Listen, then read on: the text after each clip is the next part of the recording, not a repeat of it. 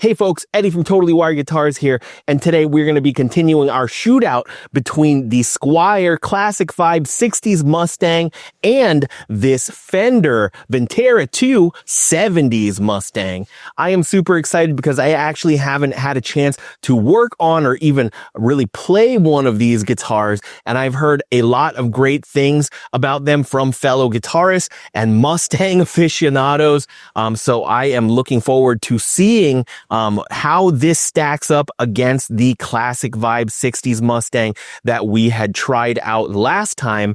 Before anything else, I just want to start off by thanking the kind folks over at Zounds for sending this unit to me on loan to review for you all. And so without further ado, let's go ahead and unbox this thing. So the Fender Vintera II 70s Mustang has been out for probably like 2 or maybe even 3 years now.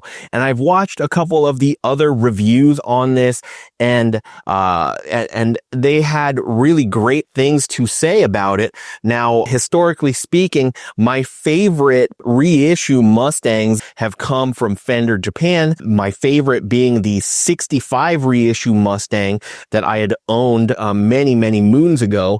And I'm really curious to see, especially because aside from vintage ones, I've never actually played a 70s reissue style Mustang. I'm really interested to see how this stacks up against those because, you know, Fender Japan obviously really keeps that bar raised high, even with their more modern releases. So yeah, typical unboxing process for the Vintera instruments. They all come with gig bags, right?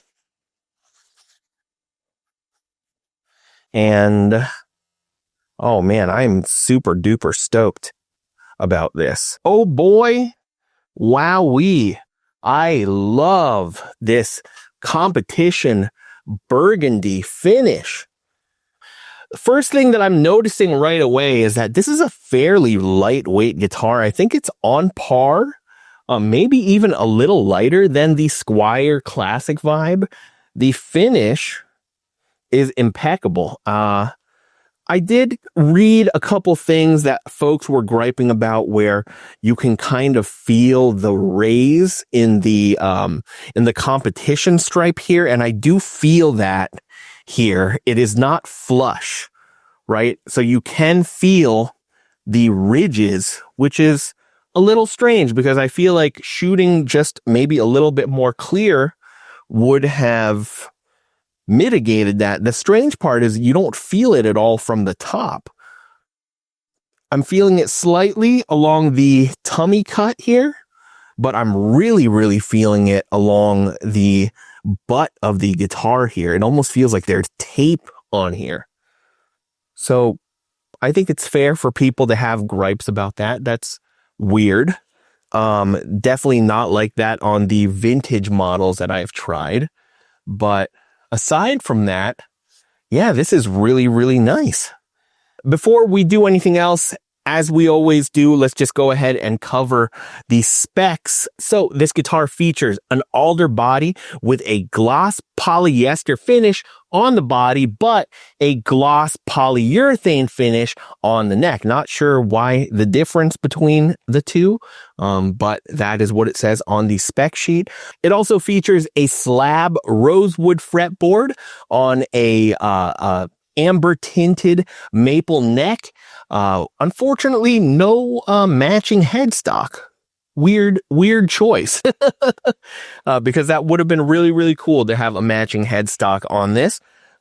We've also got, for our hardware here, we've got the Fender Dynamic Vibrato as well as a vintage style Mustang bridge. Unfortunately, this one here is a 56 millimeter string spacing, so you can see just how close to the edge our outer E strings, both our low and high E strings, are dangerously close to slipping off the edge of the fretboard. That is very strange to me, especially because You know, on the Johnny Marr Jaguar, for example, the earlier runs for the first couple years came with that Stay Trem-like bridge that had a 56 millimeter string spacing. I think enough people complained that they finally changed it, I think around 2018, to now have a 52 millimeter string spacing. I know that this is more of a mid-tier instrument, and so it's not going to feature a premium bridge like that. But you would think maybe they would just, you know, have them machine something so that this wouldn't be an issue and it wouldn't be something that folks feel the need to change out right away. So the rest of the specs for this, we've got a pearloid pickguard. It's kind of blown out a little bit in my lights, but just trust me that that's actually pearloid. And we've also got two vintage style 70s Mustang pickups. The rest of the electronics here are actually CTS and Switchcraft electronics, but we've got our, you know, our mid-tier PVC coated wiring. Now, as far as the switches go, this is a traditional Mustang configuration. So like we had explained in the Classic Vibe 60s Mustang video, if you want to choose your bridge pickup only, you just want to make sure that it's not set to the middle. So either all the way to the right or all the way to the left. That will engage the bridge pickup only. Then orienting the two switches in the same direction, right? Both of these now towards the bridge will engage your both pickups in parallel, and same if you have them facing in the opposite direction, right? And then if you want your neck pickup only, same deal as the bridge pickup, either all the way to the left or all the way to the right.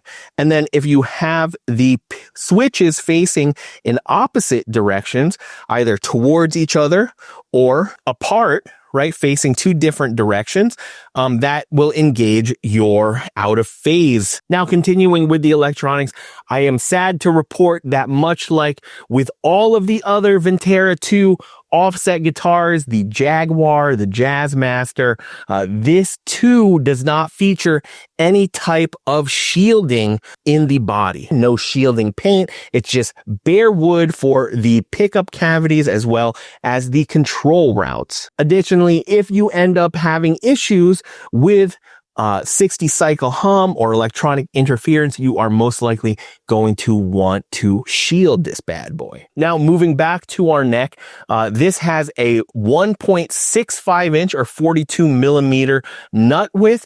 We've got a synthetic bone nut here, unlike the Classic Vibe, which had an actual bone nut.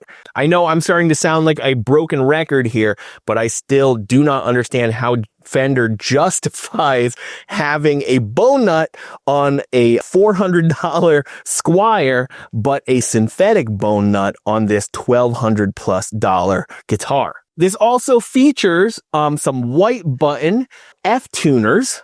So you can see the little F on the back of the tuner there. These are most likely made by Ping, so made in Taiwan, but usually pretty good tuners overall. And lastly, this does feature a 7 1/4 radius with vintage tall frets, a 70s C profile, which to me, upon, you know, first feel here, is fairly slim, which is nice, because I feel like Fender has been on a very long, chunky C-shape kick on a lot of their guitars. So it's nice to see on the Vintera IIs that they started to make them a bit slimmer again. This does remind me a lot of the necks on the 90s Fender Mustangs that I've played, and so that is a nice return to form.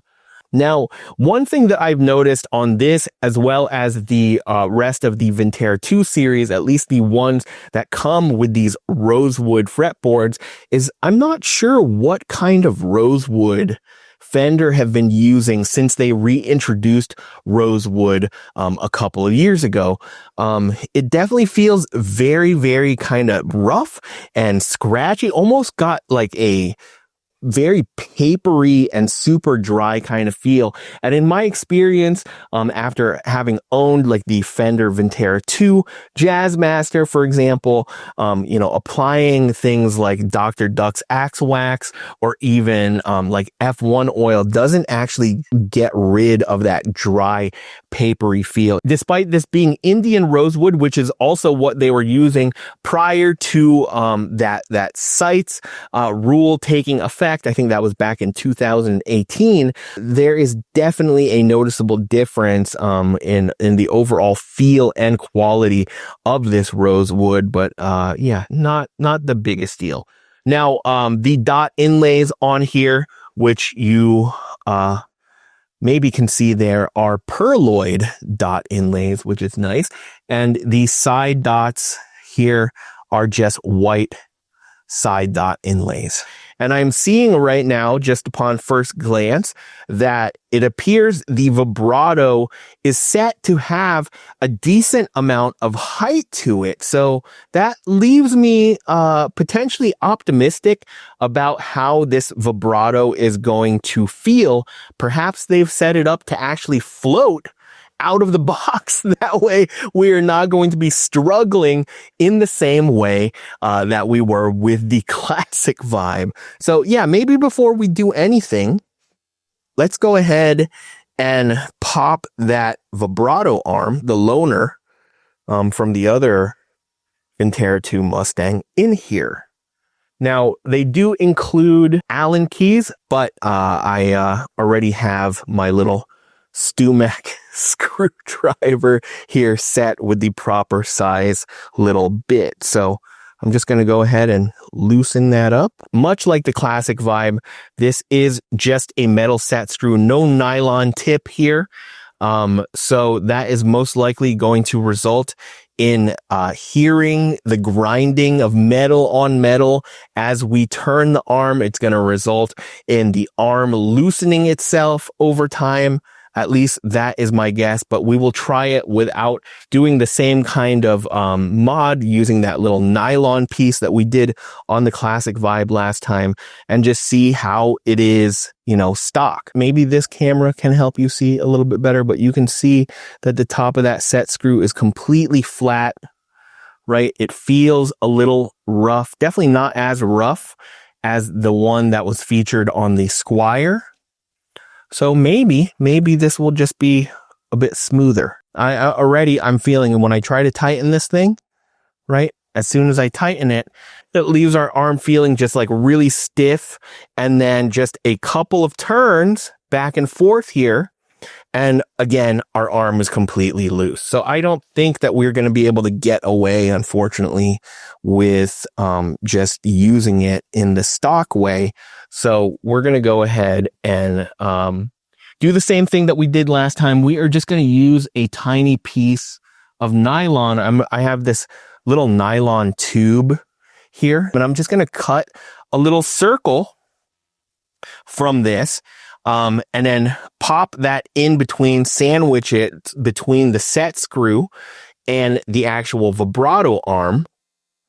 Okay. And then that is, going to address those issues in the same way as it did on pretty much every Mustang, modern Mustang that I've tried. And, just for your information, the vintage ones, at least if everything is intact on a vintage one that you get, the vintage ones that I've tried actually do have either a nylon tip or a piece of nylon in between. So we are just rigging it up the way that Fender had way back in the day. Hey folks, Eddie from the present here, and much like we had done on the Squier Classic Vibe 60s Mustang video, I'm once again interrupting because this was recorded a couple months ago, and all of the information that I ended up recording and covering here was covered in my full guide on how to set up a Mustang dynamic vibrato for floating operation.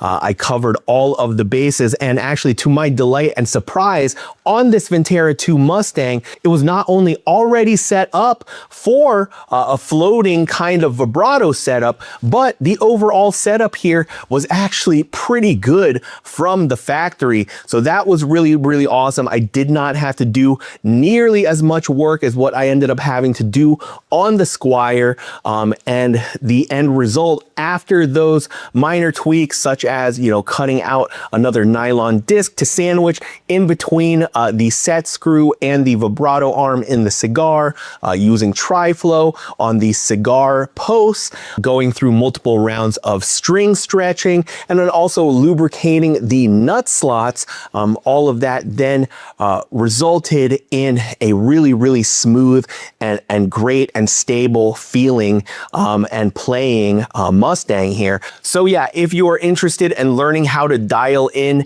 a floating dynamic vibrato setup step by step on your own Mustang, definitely check out that video. I'm going to leave a link up here as well as down in the description.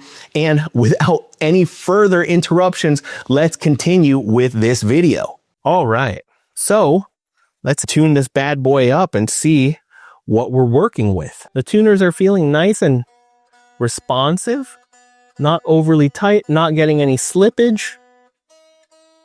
If I were to guess, these are probably either a 15:1 or 18:1 gear ratio, but these are definitely an improvement over the old 90s and 2000s F tuners that were coming on the made in Mexico 70s guitars like the Tele Custom.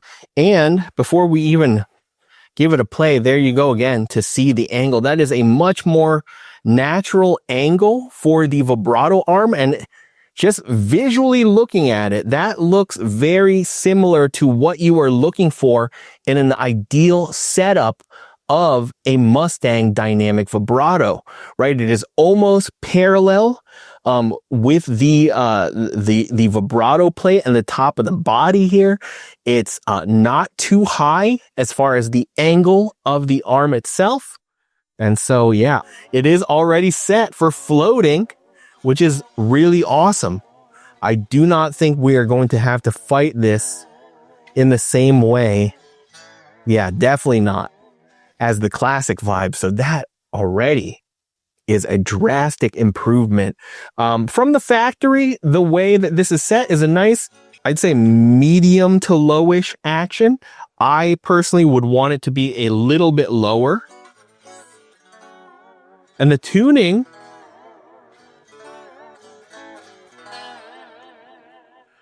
even with some whammy action, is not terrible. It's going slightly flat across the board. So we might need to tweak a little bit. By the way, this, unlike the classic vibe, actually comes from the factory with 10 to 46 gauge strings, which definitely helps with regards to the setup of the dynamic vibrato here, right? Yeah, that feels a lot like my vintage 66 Mustang.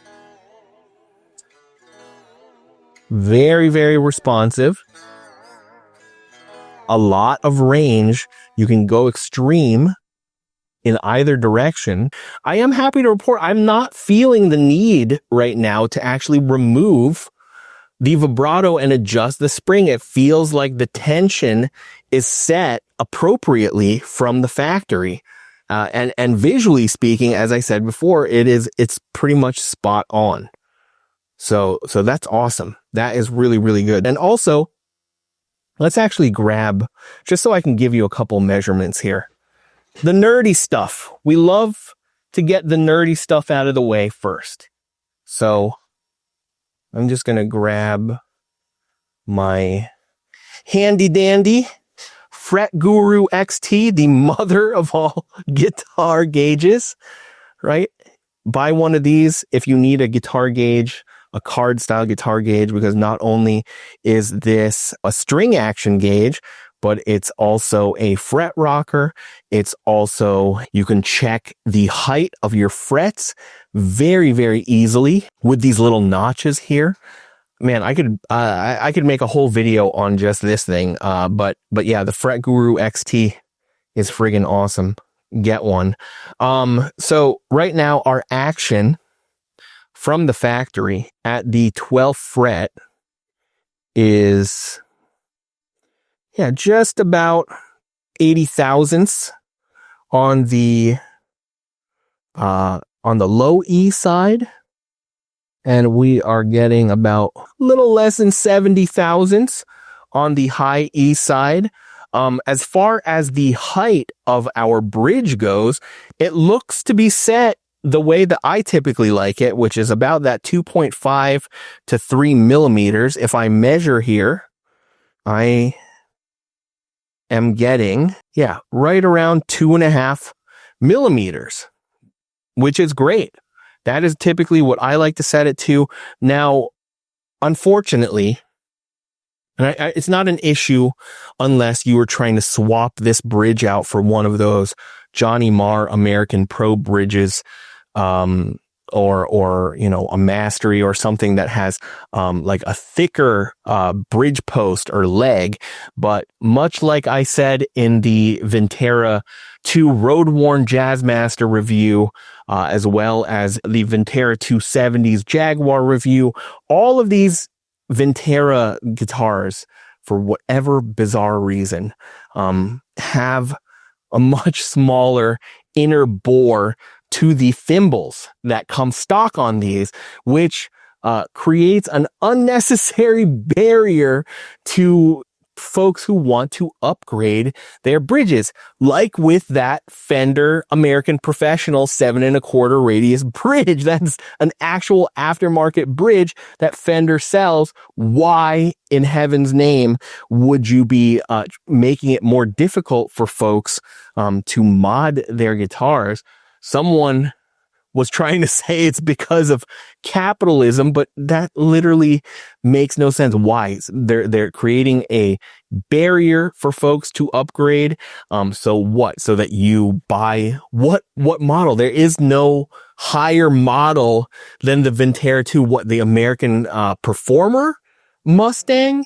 The American Performer Mustang is not set up in the same way as a vintage style Mustang, so that would already be a non-option for a lot of folks.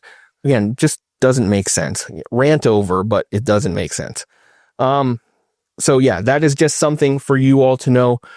If you are going to be upgrading the bridge to something that has that narrower string spacing, because yeah, it's ridiculous, because not only have you made that harder, but then you fitted the guitar from the factory with a bridge that has a string spacing that is so wide that quite literally you can see the low E string and also the high E string are both about to pop off the edge of the fretboard.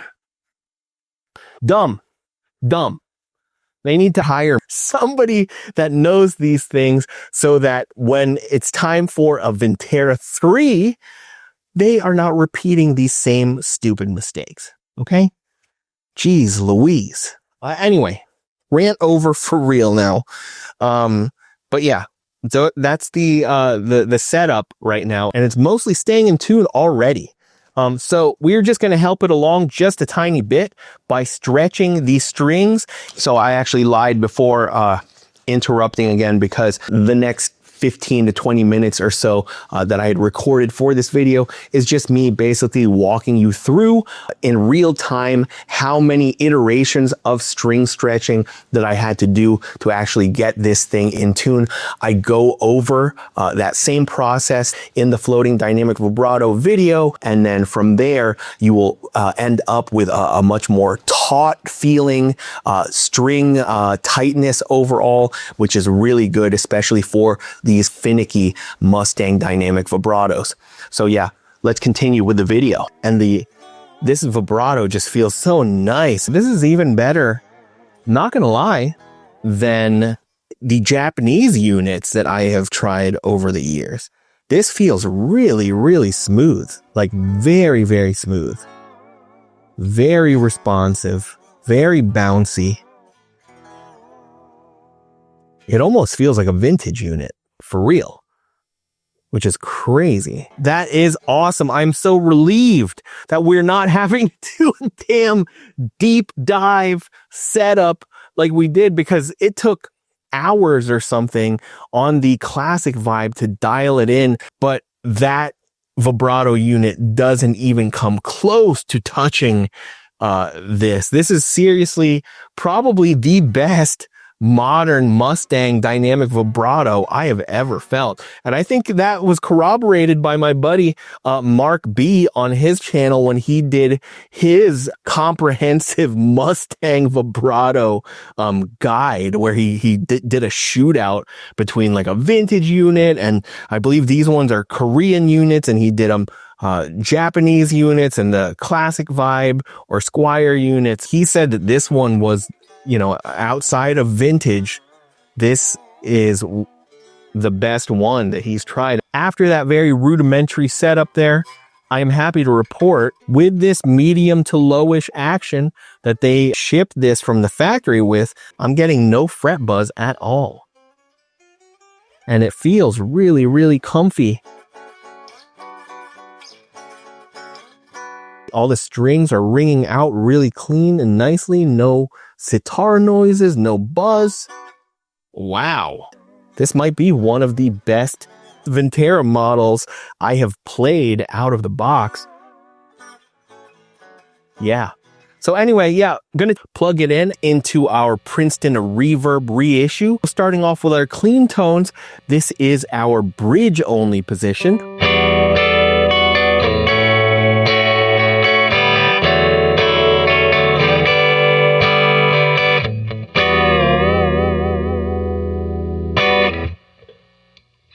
And then now our middle.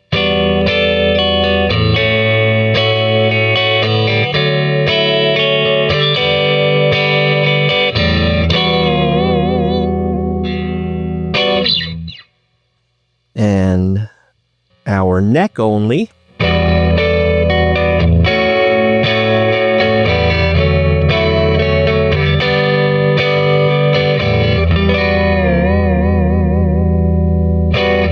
And now out of phase.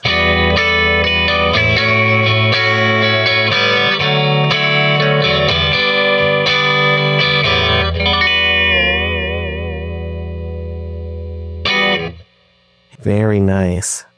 All right, let's go back to our bridge.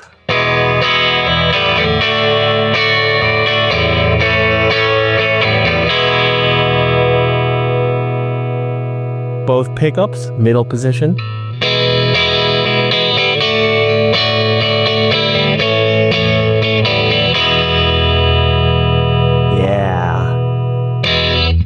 Yeah, it definitely sounds bigger overall as compared to the Squier Classic Vibe. I'm also not hearing as much breakup, at least as I'm listening to it through the Universal Audio aux right now. All right, neck only position.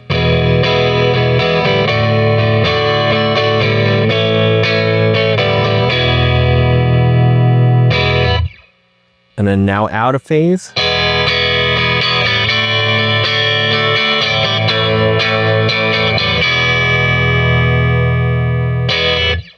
Sweet. Yeah, these actually sound really, really good. They're very close in sound to me to that old, you know, vintage Mustang pickup style. Maybe just the slightest bit hotter. So I'm going to be curious to see what kind of output we are getting from these pickups right now. I feel like they might be an even lower output than the Classic Vibe one, because I definitely don't hear the amp breaking up nearly as much as it was, and it was already only slightly breaking up with the Classic Vibe pickups, and those were wound, I think, in the 6K range or so. So I wouldn't be surprised if these were wound lower, because they sound cleaner to me overall. All right, we've just turned the reverb up just a tiny bit to kick up the vibes. We're going to continue with some chords here on the bridge pickup now.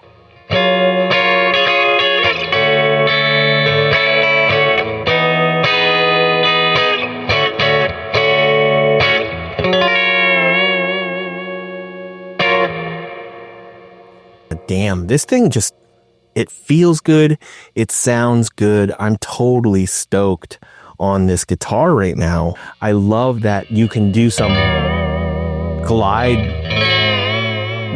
strumming almost. You have to have a lot more of a subtle hand.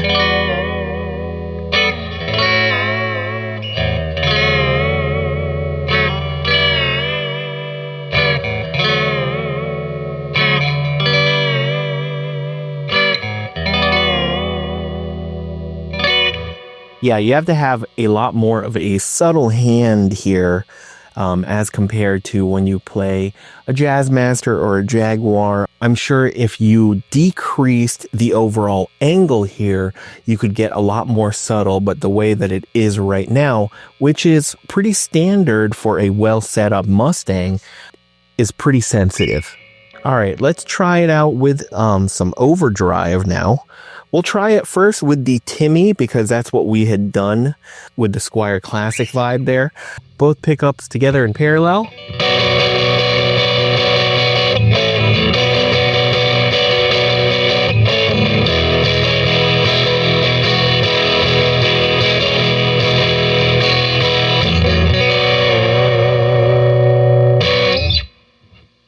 A little muddy, I'm not gonna lie. That's sounding pretty dark to my ears. So let's try it now with the tried and true pork loin. Again, I love this pedal so much because of the fact that it's got a clean blend, and so a lot more of the top end tends to come through because I've got the clean blend set currently to probably about 40%, 50% or so. So let's go ahead and try it with both pickups together in parallel.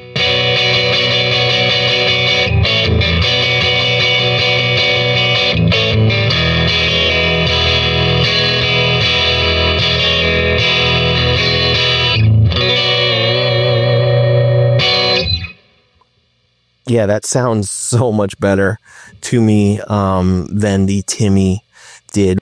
Let's try actually both the pork loin and the Timmy together. And you can hear how kind of intense that 60 cycle hum is here. I'm not really getting any noise coming from my phone, which is really nearby, despite the fact that this isn't shielded. But yeah, the Vintera series, for whatever reason, they can have nice sounding pickups, but they are almost excessively noisy. Hear that? That's so loud. It's craziness. It definitely makes the case for having a noise gate for sure. All right, we're gonna do a different riff now with the pork loin here. Both pickups in parallel.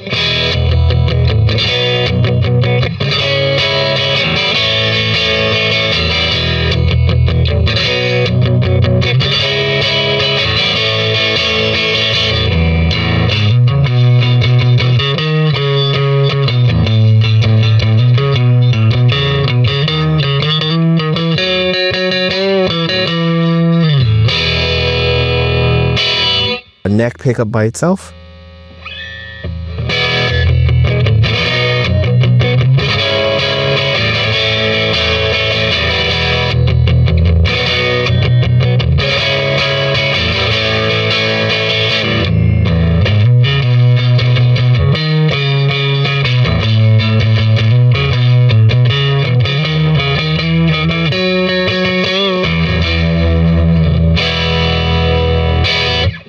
Actually, let's break that vintage Mustang out and just see. I am curious to hear how different it sounds. We can really nerd out and compare here. So I've got my vintage 1966 Mustang.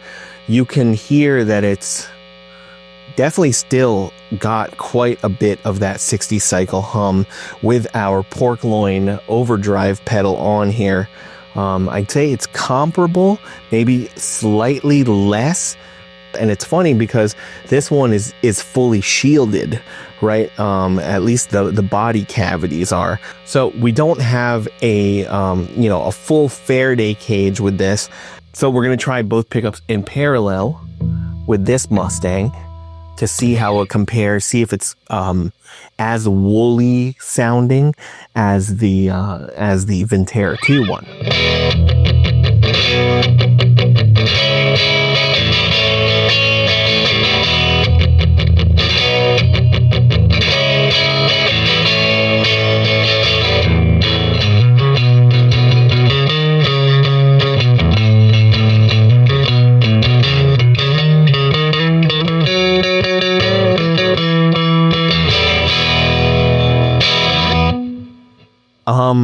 Wow. It's actually not as big of a difference as I thought. This one has the slightest bit more presence, and they overall do sound better to my ears than the Vintera, but the Vintera is pretty close. It hits the vintage Mustang tone pretty well. We're going to switch now to just the neck pickup, because that was the other one that sounded like really kind of woolly and woofy on the Vintera II.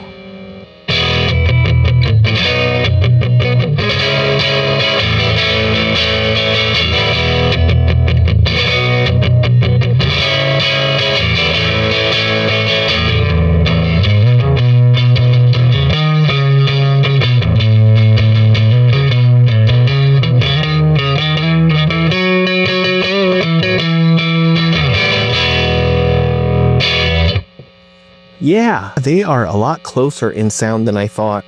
And I'd say the 60 cycle hum that I'm hearing here, the sound of it all is not like a swarm of bees in the same way as the Vintera II sounds. And I think that is in part due to the fact that this has the brass shielding plates in all of the cavities.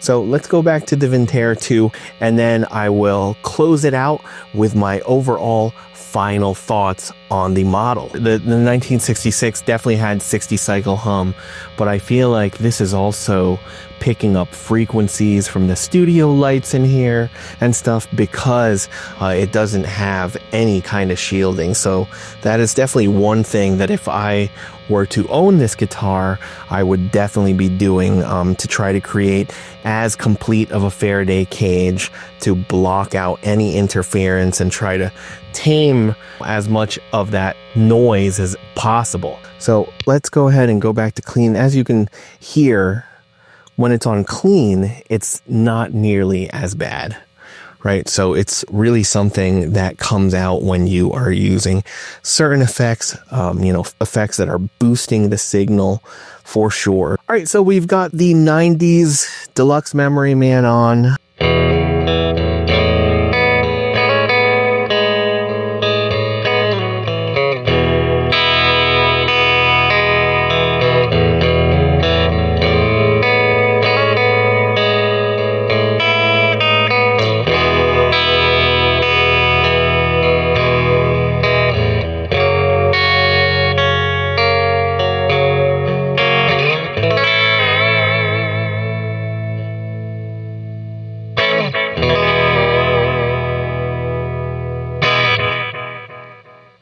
I just gotta say, this has been an absolute friggin' delight. I get now why so many of my friends who also have YouTube channels, like Jim from Audio Mo Music, who had a shining review of this guitar. I get now why folks love this model. Honestly, no joke, this definitely stands up to even some of the best Japanese models that I've played.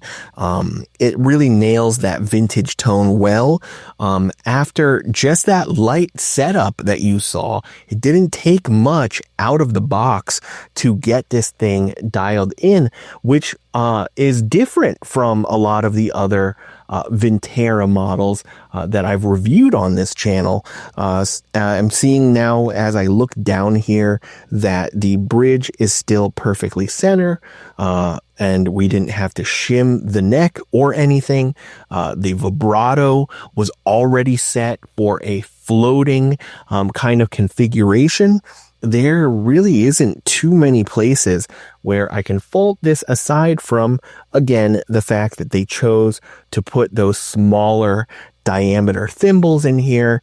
But if you are just rocking the stock bridge, it's not going to give you a problem at all. The bridge itself actually does rock here when you are depressing or pulling up on the vibrato. And actually the 56mm string spacing wasn't too much of a problem for me here. I do prefer a slightly narrower spacing, but over the years, before that 52mm modern string spacing became the standard, all of the vintage guitars that I played that had Mustang bridges, for example, all had this 56mm string spacing. So it's something that I'm very used to. And also, in just my playing style, I don't do a ton of bends and stuff up the neck either. So everything that I played here today, which to be fair was more so sort of in the open chord area as well as the middle of the neck, posed no problems for me, but your mileage may vary. The only other thing that I probably would change out if I was keeping this guitar, aside from most likely swapping out this bridge for one of those Johnny Marr American Pro 7 1/4 bridges, or honestly, I would prefer to put one of the Offset Guitars UK bridges, because those are my favorite new Mustang style bridge. I just think that they are so brilliantly designed and really smart, and also relatively affordable, especially when compared to most all of the other premium bridge options out there. I think those little mods that we did, obviously, aside from the tri-flow and lubrication, the little nylon disc that we cut out, definitely made the vibrato arm here just feel so much better. And is not coming loose at all. It stays where you leave it, which is great. I feel no need at all to swap out these tuners. But one thing that I did notice when looking at them is that unlike Goto's or even their Ping tuners, the slots for these strings here look pretty narrower than usual. I would imagine even a set of 11s might struggle to kind of fit through there, or just barely fit through there. But I feel like if you started to jump up to 12s or 13s, you probably would struggle to actually fit the string down into the tuners as intended, and most likely you would have to do some kind of wrapping situation, which would not be ideal.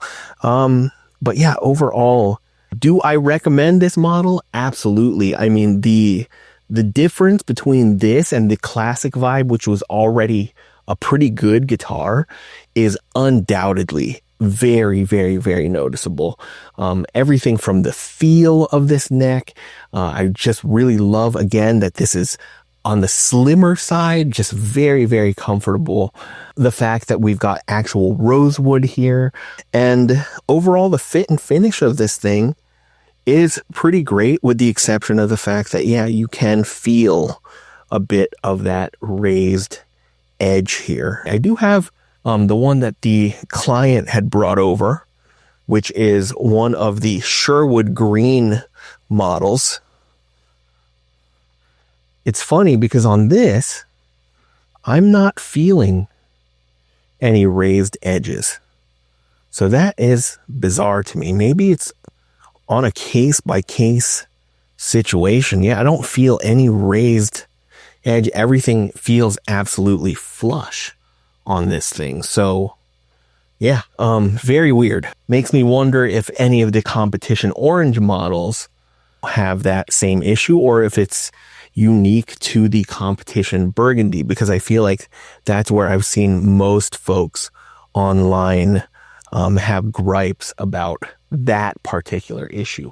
But yeah, all of that aside, this is a brilliant guitar, and for $1209, relative to all of the other guitars in the Vintera II line, such as the Jaguar, which is, $1,500, for example, and definitely the road-worn Jazzmaster, which is $1,700. This is a really good value for the money, and overall just feels like a really premium instrument and is a joy to play. I feel like that's been my big takeaway, is that despite having played a lot of Mustangs in the past, I feel like it really wasn't until this year that I grew as fine of an appreciation for these guitars in particular, especially within the canon of brilliant offset guitars that Fender has put out. And it's come to the point where I feel like it is neck and neck with my all-time favorite is the Jaguar. I love this because it's also the 24-inch short scale, but I feel like it's neck and neck with the Jaguar and Jazzmaster for me. So yeah, kudos to Fender for doing an overall awesome job with the Vintera II Mustang. If you're looking to pick one of these up for yourself, I highly suggest that you buy it from our sponsor, Zounds. I really, really love Zounds, especially because of the fact that you can get the gear that you want and need now, and split them up into easy payments, such as 6 installments or 12 installments, absolutely interest-free. Zounds doesn't use any predatory lenders, unlike some of the other music shops online, and they have just always been fantastic and super responsive when it comes to customer support. They make it super easy for you to apply for those payment plans. No background checks, no credit checks. They don't even need your social security number. And on top of that, if you use the affiliate link that I've left in the description of the video, it helps me continue to grow this channel and make more videos and reviews for you all just like this one. Also, some of you might have noticed the swanky Mustang shirt that I'm wearing. You can pick up your own Totally Wired Guitars Mustang, Jaguar, Jazzmaster, or Bass 6 shirt by checking out the Etsy link also in the description. Anyway, I think that's going to do it for this video. I hope you found it enjoyable as well as informative, especially if you've been on the hunt for the perfect vintage style Mustang for you. What do you all think? Definitely let me know down in the comments if you own one of these models, what your experience overall has been with it, especially if you've played also vintage Mustangs or Japanese Mustangs or any of the American modern variants that have come out, how you find this compares to those models. So definitely comment down below and I'd love to check those out. And as always, if you haven't already, please hit that like and subscribe button, as well as the notification bell to be notified of new videos as soon as they drop. And don't forget to follow Totally Wired Guitars for more offset guitars buying tips.